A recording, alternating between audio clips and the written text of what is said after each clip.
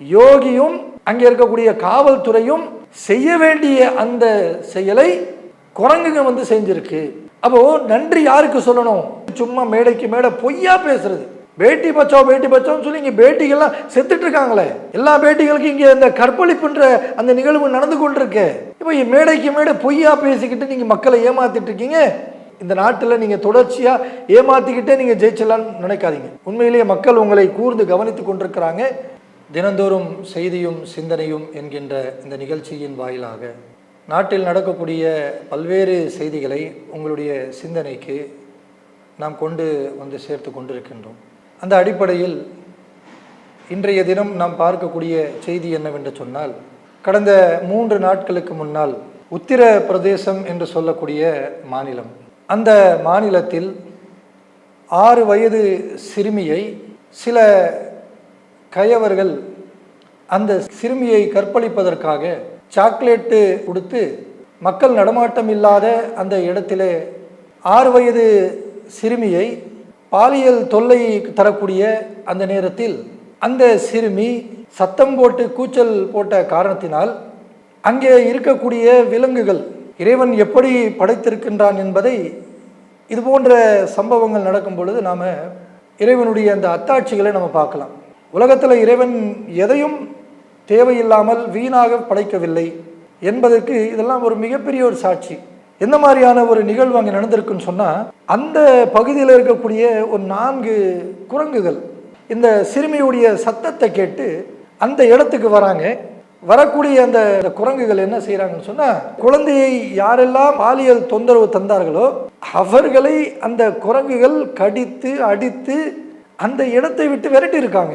எவ்வளோ பெரிய ஒரு விஷயம் பாருங்களேன். இன்றைக்கு மனிதர்கள் கூட இப்படிப்பட்ட ஒரு செயல்கள் செய்யக்கூடிய நிலையில் பல்வேறு நேரங்களில் இல்லாமல் நம்ம பார்க்குறோம். ஆனால் அல்லாஹ்வுடைய படைப்பு எப்படி இருக்குன்னு சொன்னால், இந்த குரங்குகள் அந்த சிறுமியுடைய கதறல் அந்த சத்தத்தை கேட்டு வந்து அந்த குழந்தையை காப்பாற்றிருக்காங்க பாருங்கள். எவ்வளோ பெரிய ஒரு அத்தாட்சி, எவ்வளோ பெரிய விஷயம் நடந்திருக்குன்றத எல்லா செய்தித்தாள்களில் இந்த விஷயத்தை நம்ம பார்க்குறோம். இந்த கயவர்கள் 6 வயது குழந்தை என்று கூட பார்க்காம அதையும் கற்பழிக்கணும் அப்படின்ற ஒரு சிந்தனையோடு இருக்கிறாங்கன்னு சொன்னால், இன்றைக்கு இந்த நாடு எங்கே போய்கிட்டு இருக்குன்றத ஒரு யோசனையை நம்ம உள்ளத்தில் வருகின்றது. இந்த நாடு எங்கே போகுது?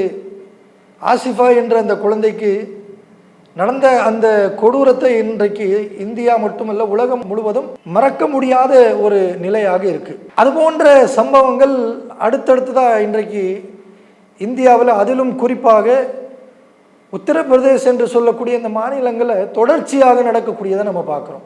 ஆனால் இந்த உத்தரப்பிரதேசத்தில் நடக்கக்கூடிய இந்த காட்சிகள் என்று சொன்னால், ஆனால் அங்கே ஆளக்கூடிய அரசாங்கம் இருக்குல்ல, எந்த அரசாங்கம் மக்களை பாதுகாக்க வேண்டுமோ அந்த அரசாங்கம் யார் என்று பார்த்தா யோகி ஆதித்யநாத். நம்ம உலகத்துக்கே இன்றைக்கு தெரியும், அந்த காவி உடைய அணிந்துக்கிட்டு பெரிய ஒரு சாமியார் மாதிரி ஒரு கெட்டப்பை கொண்டு வந்து ஏதோ இவர் தான் நாட்டு மக்களை காப்பாற்றுற மாதிரி ஒரு பில்டப்பை கொடுத்துக்கிட்டு இருக்கார்.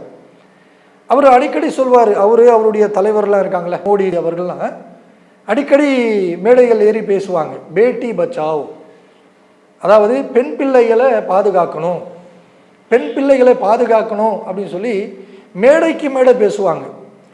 அப்போ பெண் பிள்ளைகளை பாதுகாக்கணும் அப்படின்னு சொல்லக்கூடிய இவர்கள் என்ன பாதுகாப்பு தரீங்க? ஒரு கேள்வி வருதா இல்லையா? எந்த பேட்டி பச்சாவுன்னு சொல்லக்கூடிய மோடியுடைய ஆட்சி காலத்தில் தான் ஆசிஃபா என்று சொல்லக்கூடிய சிறுமி, சென்னை ஐனாவரத்தில் சேர்ந்த அந்த சிறுமி, இப்படி இவர்களுக்கெல்லாம் இந்த பாலியல் வன்கொடுமை நடந்தது. அதில் அந்த ஆசிஃபா உயிர் இழக்கக்கூடிய ஒரு நிலை ஏற்பட்டது. இப்படி ஒவ்வொரு இந்த மாதிரியான செய்திகள் நம்ம பார்க்கணும்னு சொன்னால், பெண்களுக்கு எதிராக, பெண் பிள்ளைகளுக்கு எதிராக நடக்கக்கூடிய இந்த பாலியல் குற்றச்சாட்டுகள் சம்பவங்கள்லாம் எந்த பகுதியிலெல்லாம் அதிகமாக நடக்கின்றது என்று பார்த்தால், எங்கெங்கே பாஜகவுடைய ராஜ்யம் இருக்கின்றதோ, அவர்கள் எங்கே ஆழ்ந்து கொண்டிருக்கிறார்களோ அந்தந்த மாநிலங்களில் தான் இன்றைக்கு இது போன்ற நிகழ்வுகள் நடக்கக்கூடியதை பார்க்குறோம். இதில் பிடிபடக்கூடிய இந்த தவறு செய்யக்கூடியவர்கள் யார் யார் என்று பார்த்தால், அதிலையும் பெரும்பான்மையானவர்கள் இந்த ஆர்எஸ்எஸ் சங் பரிவார்கள் என்று சொல்லக்கூடிய இந்த சங்கிகள் தான் இது போன்ற செயல்களை செய்கிறார்கள் என்று பார்க்கக்கூடிய நிலையை நம்ம பார்க்குறோம். ஒரு குரங்குக்கு இருக்கக்கூடிய அந்த மனிதாபிமானம் மனிதர்களுக்கு இல்லாமல் போயிடுச்சு அப்படின்னு சொல்லக்கூடிய அளவிற்கு சம்பவம். இன்றைக்கு இவர்கள் இந்த காவி சிந்தனை உள்ள சங் பரிவார் என்று சொல்லக்கூடிய சங்கிகள், இவர்களுக்கு இருக்கக்கூடிய இந்த ஒரு நிலை உலகத்தில் மற்ற யாருக்கும் இருக்காது. நாம் இருக்கிறதா நாம் பார்க்கவும் இல்லை. ஒரு குரங்குக்கு இருக்கக்கூடிய அந்த மனிதாபிமானம் கூட இந்த சங்கிகளுக்கு இல்லாமல் போயிடுச்சு. அப்போ இந்த உத்தரப்பிரதேசம் என்று சொல்லக்கூடிய மாநிலத்தில் அங்கே முதலமைச்சராக இருக்கக்கூடிய யோகி ஆதித்யநாத் வந்து பெரிய பெரிய டயலாக் எல்லாம் பேசுவார். எப்போ பார்த்தாலும் ஒரு மதத்துக்கு பின்னாடியே அவருடைய அரசாங்கத்தை நடத்தக்கூடிய ஒரு காட்சிகள் நாம் பார்க்குறோம். தொழக்கூடாது, பாங்கு சொல்லக்கூடாது, அதை செய்யக்கூடாது, இதை செய்யக்கூடாதுன்னு சொல்லி இதிலேயே தன்னுடைய நேரத்தை தன்னுடைய எல்லா காரியங்களையும் அவர் செய்யக்கூடிய பார்க்குறோம். எதை செய்ய வேண்டுமோ எதை அவர் சொல்கிறாரோ அதை செய்கிறாரா என்று பார்த்தால் அதில் ஒன்றும் செய்கிற மாதிரி தெரியலையே. இன்றைக்கு ஒரு 6 வயசு சிறுமியை அழைத்து போய் பாலியல் தவறுகள் செய்யக்கூடிய அந்த கைவர்கள் உங்களுடைய மாநிலத்தில் இருக்காங்களே. ஒரு குரங்கு வந்து காப்பாற்றக்கூடிய நிலைமை தான் இருக்கின்றதே. அந்த நேரத்தில் காவல்துறை என்ன பண்ணுது? முதலமைச்சருடைய பார்வையில் இருக்கக்கூடிய மற்ற துறையினர்கள்லாம் எங்கே போயிட்டாங்க? அப்போ ஊபியில் பெண் பிள்ளைகளுக்கு, பெண் குழந்தைகளுக்கு பாதுகாப்பு இல்லை என்று முடிவு பண்ணிடலாமா? அப்போ இதையெல்லாம் மறைத்து தான் நீங்கள் பேட்டி பச்சாவுன்னு சொல்கிறீங்களா? அப்போ இதெல்லாம் நமக்கு ஒரு கேள்வியாக வருகின்றது. அப்போ யூபி என்று சொல்லக்கூடிய ஒரு பெரிய மாநிலம், இந்தியாவில் ஒரு பெரிய மாநிலம், இப்படிப்பட்ட அந்த மாநிலத்தில் இது போன்ற நிகழ்வுகள் நடக்கின்றது என்று சொன்னால் அந்த அரசாங்கம் என்ன செய்யுது? அதுதான் கேள்வி. ஒரு அரசாங்கம் செய்ய வேண்டிய வேலையை ஒரு குரங்கு செய்திருக்கு. அப்போ என்ன, இப்போ யாருக்கு நம்ம பாராட்டுறது? அரசாங்கம் மௌனமாக இதையெல்லாம் பார்த்து கொண்டிருக்கு. அந்த அரசாங்கத்தை சார்ந்தவர்களாக இருக்கக்கூடிய சங்கிகள் அவர்கள் இந்த தவறுகள் செய்து கொண்டிருக்கிறாங்க. அப்போ என்ன செய்கிறீங்க நீங்கள் அங்கே உட்காந்துட்டு? என்ன பேட்டி பச்சாவுன்னு சொல்கிறீங்க? அப்போ இப்படிப்பட்ட ஒரு நிலை தான் இன்றைக்கு இந்தியாவில் பாஜக எங்கெங்கே ஆழ்ந்து கொண்டிருக்கிறதோ அந்த மாநிலங்களிலெல்லாம் அதிகமாக நடக்கக்கூடியதை பார்க்குறோம். அதிலும் குறிப்பாக யோகி ஆதித்யநாத் முதலமைச்சராக இருக்கக்கூடிய உத்தரப்பிரதேசம் யூபி என்று சொல்லக்கூடிய அந்த மாநிலத்தில் தான் அதிகமாக நடக்கக்கூடியதை பார்க்குறோம். இந்த சம்பவம் அங்கே தான் நடந்திருக்கு. யோகியும் அங்கே இருக்கக்கூடிய காவல்துறையும் செய்ய வேண்டிய அந்த செயலை குரங்குங்க வந்து செஞ்சிருக்கு. அப்போ நன்றி யாருக்கு சொல்லணும்? அந்த குரங்குகள் தான் செய்யணும். அந்த குரங்கை படைத்த இறைவனுக்கு தான் நன்றி சொல்லணும். அந்த நேரத்தில் அந்த குரங்கை வந்து காப்பாற்றலான்னு அந்த குழந்தையுடைய கதி என்ன? அப்போ இதைத்தான் நீங்கள் பண்ணுறீங்களா? முஸ்லீம்களுடைய வீடு புல்டோசர் வச்சு இடிப்போம்னு சொல்லி ஒவ்வொரு வீடாக இடிக்கிறீங்க. கோயிலை கொண்டு வரோன்னு சொல்லிட்டு நீங்கள் இன்றைக்கு பல வீடுகளை இடித்து பலருடைய வாழ்க்கையை நாசமாக்கி இன்றைக்கு நீங்கள் கோயில் கொண்டு வர போகிறீங்க அப்படி சொல்லி அது மாதிரியான செயல்கள் செய்கிறீங்க. ஆனால் இப்படிப்பட்ட மக்களை பாதுகாக்கக்கூடிய, பெண் பிள்ளைகளை பாதுகாக்கக்கூடிய செயல்களை யோகி ஆதித்யநாத் என்ன செய்கிறாருன்னு புரியலை. அப்போ இதையெல்லாம் மக்கள் பார்த்து கொண்டிருக்கிறாங்க. ஏதோ இவர் நினைச்சிட்டு இருக்காரு, ஒரு காவி உடையை போட்டு நம்ம இந்து மக்கள்லாம் ஏமாத்திடலாம், இந்து மக்கள்லாம் என்னுடைய உடையை பார்த்து பள்ளியில் வாங்க சொல்ல மேலே இருக்கக்கூடிய குழாயை நம்ம கழட்டிட்டோம், தொழக்கூடிய முஸ்லீம்களை நம்ம அகற்றிட்டோம், இதெல்லாம் நம்ம வீர வசனங்கள் பேசினா இந்து மக்கள்லாம் நம்பிடுவாங்க, நம்ம பாதுகாப்பாக அப்படியே இந்த யூபியில் வந்து உத்தரப்பிரதேசத்தில் எல்லா மக்களும் பாதுகாப்பாக யோகி ஆதித்யநாத் வைத்திருக்கிறாரு அப்படின்னு நினச்சிடுவாங்க.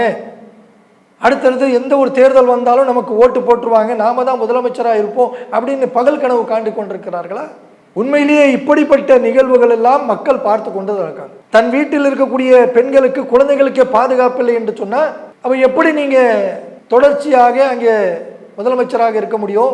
வீரவசனம் பேசுவதை விட்டுவிட்டு யோகி ஆதித்யநாத்துக்கும் சரி, இந்த நாட்டுடைய பிரதமராக இருக்கக்கூடிய நரேந்திர மோடி அவர்களுக்கும் சரி, இப்படி பேட்டி பச்சாவுன்னு சொல்லி போய் ஒவ்வொரு மேடையில் பேசக்கூடிய அந்த வீர வசனங்கள்லாம் பேசுறதை நிறுத்திவிட்டு எதை நீங்கள் சொன்னீர்களோ அதை நீங்கள் கடைபிடிங்க.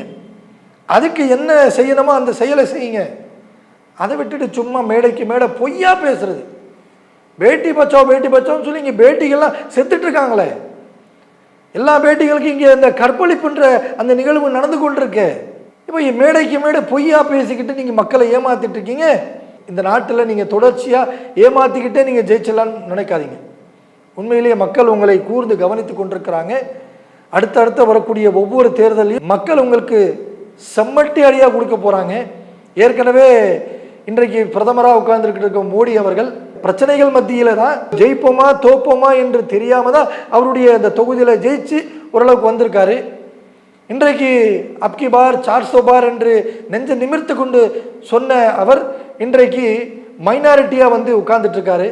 அவருக்கு கூட்டணி கட்சி இவருடைய கூட்டணியிலேருந்து பிரிஞ்சு போயிட்டாங்கன்னு சொன்னா இவர் ஆட்சி கட்டையிலேருந்து இறங்கக்கூடிய நிலைமை தான் இருக்கு. அதே போலதான் யூபியிலையும் அவருக்கு அந்த நிலைமை. இப்படிப்பட்ட ஒரு நிலைக்கு நீங்கள் தள்ளப்பட்டிருக்கீர்கள் என்று சொன்னா என்ன காரணம்? நீங்க தொடர்ச்சியாக பொய்யா பேசிக்கிட்டு இருக்கீங்க. அப்ப இந்த பொய்களின் விளைவுதான் இன்றைக்கு யூபியில இது போன்ற சம்பவங்கள் நடக்கக்கூடிய காட்சிகளை பார்க்கிறோம். பெண்கள் வயதுக்கு வந்த பெண்களை தான் கற்பழிக்கிறாங்க அப்படின்றத நாம அதை பார்த்து நம்முடைய உள்ளங்களும் கண்களும் கலங்கி கொண்டிருக்கு. அந்த நேரத்தில் பார்த்தா 6 வயசு சிறுமிக்கு இந்த மாதிரி ஒரு நிகழ்வு நடந்திருக்கு. அந்த யூபியில் என்ன அதுக்கான ஆக்ஷன் எடுத்தாங்கன்றது தெரியல. இது போன்ற பொய்யான வாக்குறுதிகளை தரக்கூடிய அரசியல் ஒவ்வொரு தலைவருக்கும் நம்ம கண்டிக்கிறோம். குறிப்பாக யூபி முதலமைச்சர் யோகி அவர்களுக்கு நம்ம வன்மையாக கண்டிக்கிறோம். சொல்றது ஒன்று செய்கிறது ஒன்றுன்றது இல்லாமல் எதை சொல்கிறீர்களோ அதை நீங்கள் முழுமையாக கடைபிடிக்கணும். பேட்டி பச்சாவ் என்கின்ற இந்த வார்த்தைக்கு ஏற்றவாறு பெண்களுக்கும் பெண் பிள்ளைகளுக்கும் நீங்கள் தக்க அந்த பாதுகாப்பை கண்டிப்பாக தர வேண்டும் என்று கோரிக்கை வைத்து செய்தியும் சிந்தனையும் முடித்துக் கொள்கிறேன். அஸ்ஸலாமு அலைக்கும் வரஹ்மத்துல்லாஹி வபரகாத்துஹு. இஸ்லாம் மற்றும் சமுதாய செய்திகளை அறிந்து கொள்ள தமிழ்நாடு தௌஹீத் ஜமாஅத் யூடியூப் பக்கத்தை உடனடியாக சப்ஸ்கிரைப் செய்து கொள்ளுங்கள். மேலும் பெல் பட்டனையும் கிளிக் செய்து கொள்ளுங்கள்.